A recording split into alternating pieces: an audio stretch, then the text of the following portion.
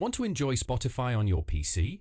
In this quick tutorial, I'll show you how to download and install Spotify on your Windows computer in just a few simple steps.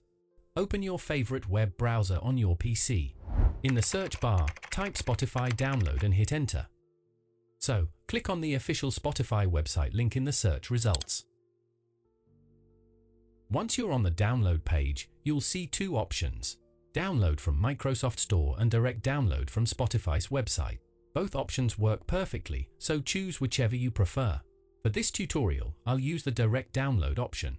Click download directly from Spotify link. The Spotify installer file will start downloading to your computer. Once the download completes, locate the installer in your downloads folder. Then, double-click on the installer file to run installation process.